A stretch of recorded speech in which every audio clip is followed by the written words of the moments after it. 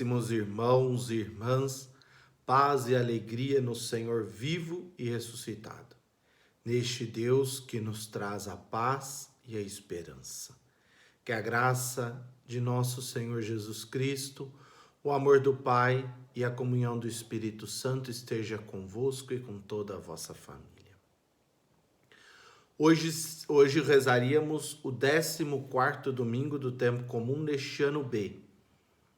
Mas em virtude da solenidade de São Pedro e São Paulo, que no Brasil é transferida para o domingo, para que todos possamos rezar, a liturgia de hoje nos apresenta então os textos dessa solenidade tão importante.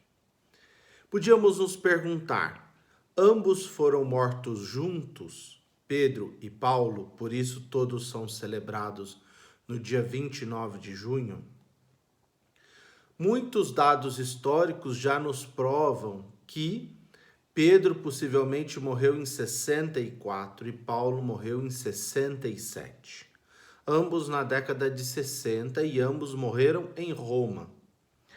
Pedro foi enterrado no Monte Vaticano, que depois dará origem à Basílica Vaticana, onde está hoje a Basílica de São Pedro.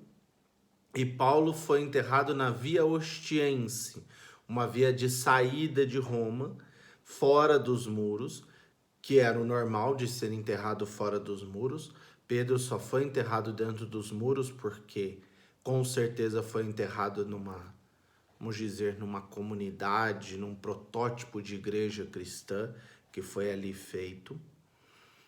Paulo, então, é enterrado na Via Ostiense, onde depois vai nascer a Basílica de São Paulo fora dos muros. Mas por volta do ano de 258, mais precisamente na perseguição de Valeriano, do imperador Valeriano em Roma, são retiradas os mártires que foram enterrados na igreja. Eles são retirados, os mártires enterrados nas igrejas em Roma, que ainda não eram igrejas, eram pequenas casas de oração, não eram igrejas como se fala hoje, grandes basílicas, porque o cristianismo ainda era perseguido. Nesse período, então, quando Sisto II foi morto, mártir, possivelmente no mesmo período aí está o mártir São Tarcísio, patrono dos coroinhas. Decidiram-se então a Igreja de Roma por tirar os restos mortais dos apóstolos da Via Ostiense e do Monte Vaticano e levá-los para as catacumbas de São Sebastião, que serão chamadas assim só posteriormente. Mas já é por volta de 250, essas relíquias são transladadas para esse cemitério na parte superior. E ambos ficam juntos ali até 311. E é importante esse período, porque é daí que nós vamos ter os primeiros relatos dos cristãos visitando as catacumbas, de peregrinações cristãs vindo a Roma para visitar o túmulo dos apóstolos Pedro e Paulo. Neste momento, a catacumba de São Sebastião, que até hoje fica na Via Ápia, fora dos muros de Roma, fora da cidade, fica na periferia, vamos assim dizer, podia-se ter acesso a esses túmulos e voltar sem ser identificado claramente.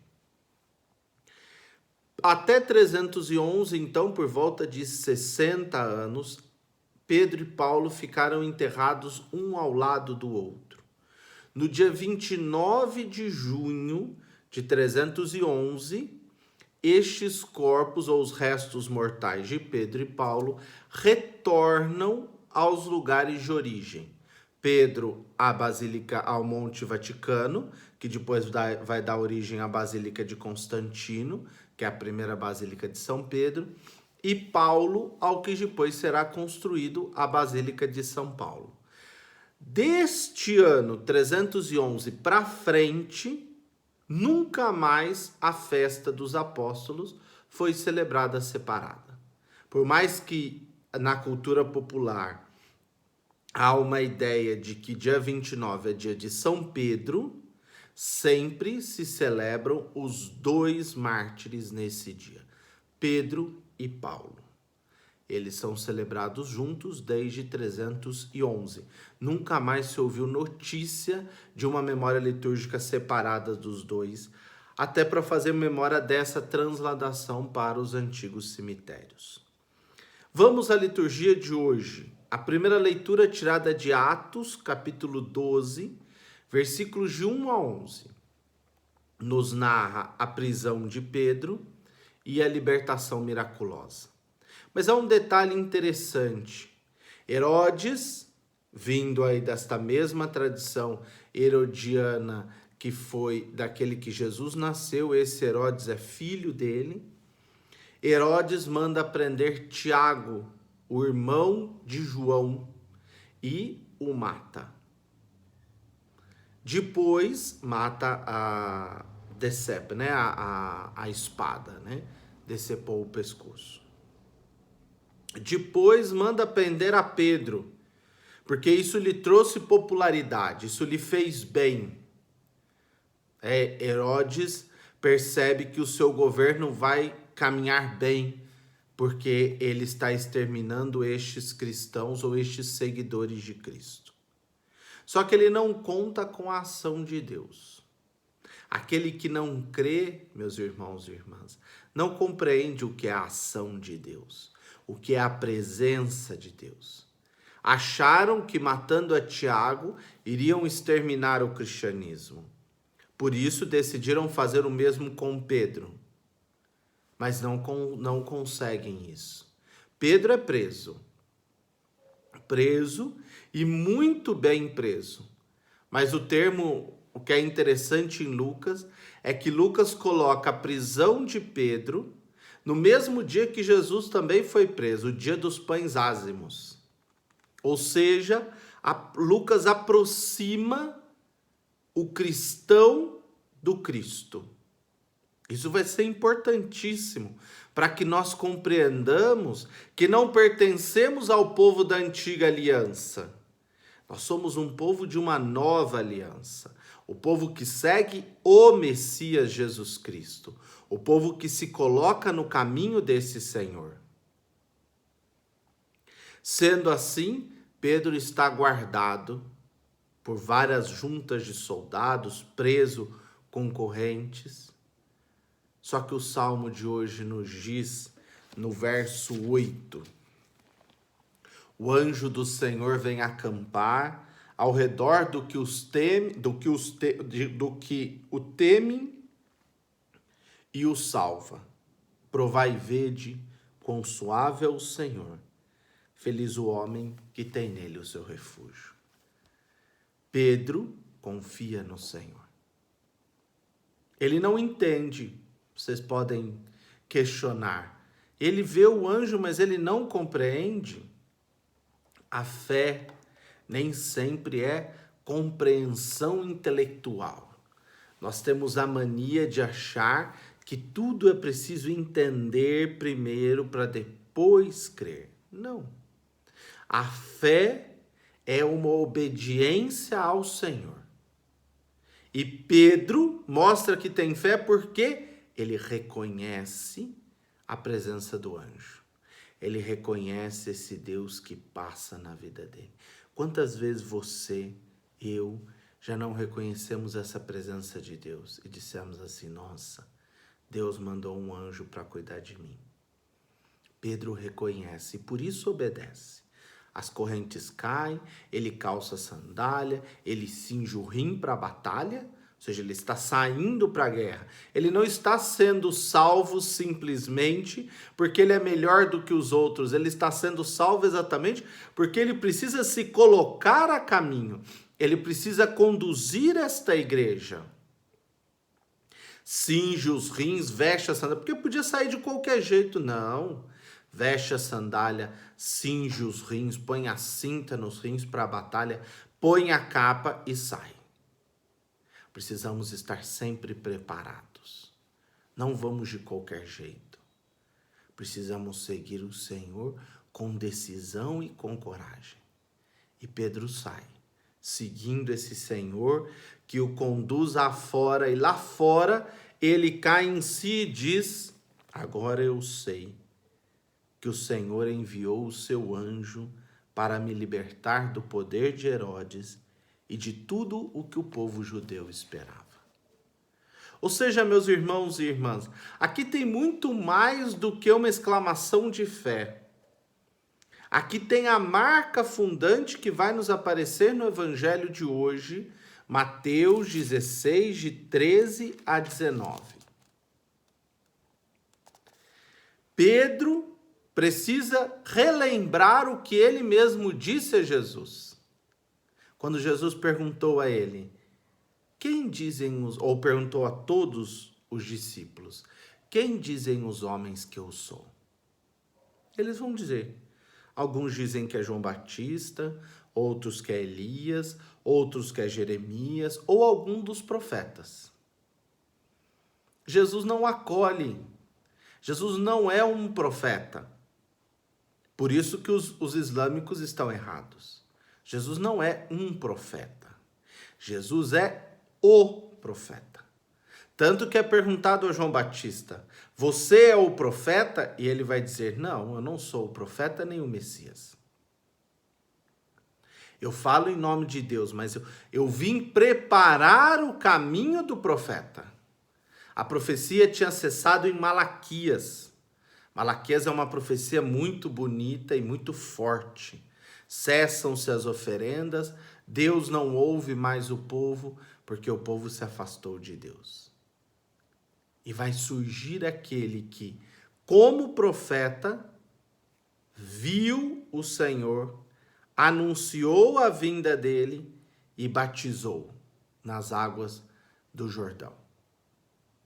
E é ali que nascerá o Messias. É ali, melhor dizendo, que terá a marca do Messias. Ele nasce de Maria, mas é ali que terá a marca do Messias. O Messias não é um profeta e Jesus nunca aceita esse título de profeta, porque ele é o Filho de Deus. E ele vai conduzir um novo povo. E quem vai estar à frente deste novo povo? Pedro.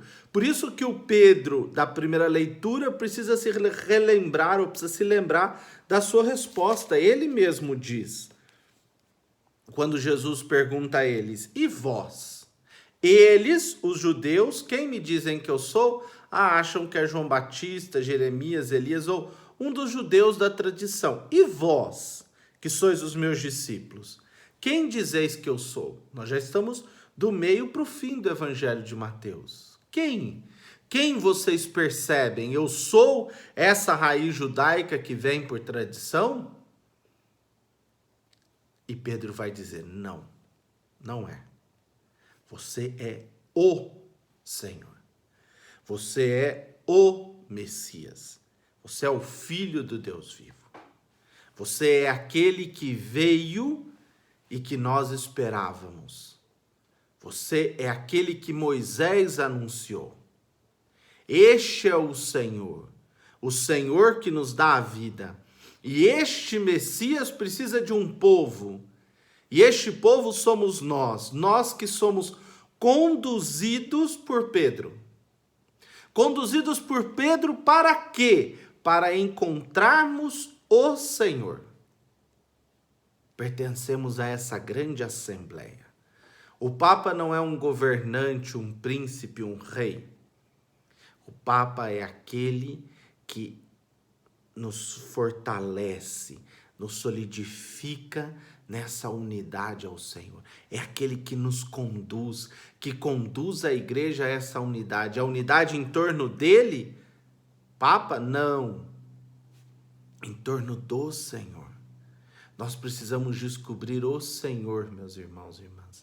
Não podemos ficar com o coração fixo ou voltado para aquelas imagenzinhas que surgem ao nosso redor. Precisamos ver o Senhor. É Ele que é a fonte primeva e fundante das nossas vidas. E o Papa nos aponta este Senhor. Ele nos mostra aquele que é a fonte primordial da nossa vida. E junto a essa solenidade, junto a Pedro, está Paulo. No texto de hoje, segunda carta de São Paulo a Timóteo, capítulo 4, verso de 6 a 8, de 17 a 18. Também chamado Testamento de Paulo. Ele anuncia o seu último julgamento. E ali ele vai falar, vai afirmar algo que é fundante na sua fé, nos diz São Paulo. Quanto a mim, eu já estou para ser derramado em sacrifício. Ou seja, Paulo não se considera o sacrifício, mas ele considera-se aquele óleo, aquela água, aquele vinho que era jogado sobre o sacrifício antes dele ser oferecido. Já estou pronto para isso. Combati o bom combate, completei a corrida, guardei a fé. Ou seja, me foi dada a missão, eu ouvi, eu dei a resposta, eu fui à frente, eu fiz o que me foi pedido e em tudo a fé está guardada. Mesmo que Paulo está sozinho, no julgamento ele vai dizer, mas o Senhor esteve sempre ao meu lado. Agora está reservada para mim a coroa da justiça, que o Senhor justo juiz me dará naquele dia.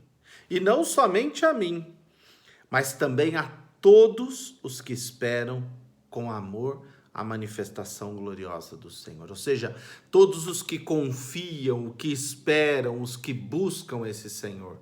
Não precisamos ver o Senhor aqui em vida. Podemos vê-lo face a face nos céus, mas há em nós essa esperança de ver e buscar esse Senhor. Há em nós essa decisão. Por isso que precisamos esperar nele. Por quê? Vai nos dizer Paulo no verso 16. O Senhor esteve sempre ao meu lado e me deu forças. E ele fez com que a mensagem fosse anunciada por mim integralmente. Foi Deus quem fez, não é pela minha inteligência. Foi Deus quem me capacitou para anunciar a mensagem. Foi Deus quem capacitou Pedro à obediência da fé para seguir o anjo. É o Senhor, meus irmãos. Não foi uma carne que revelou a Pedro que Cristo é o Messias. Foi o próprio Senhor. Por isso ele é aquele que conduz. É aquele que vai à frente. Ele não vai à frente pela própria força. Ele vai à frente porque é o Senhor que está com ele. Nele está a força de Deus para conduzir o povo. Pedro e Paulo hoje nos convidam a algo muito importante. Que nós coloquemos a nossa confiança, a nossa esperança e a nossa força no Senhor. É nele, por ele e com ele que obteremos a vitória. Que possamos rezar hoje pelo nosso Santo Padre, o Papa, que o Senhor o conduza e o fortaleça para que possamos manter essa unidade de fé e que ele possa sempre nos apontar o Messias. Fique com Deus e que por intercessão de São Pedro e São Paulo, Deus vos abençoe e vos guarde o Pai, Filho e Espírito Santo. Amém. Fique com Deus, meu irmão, minha irmã.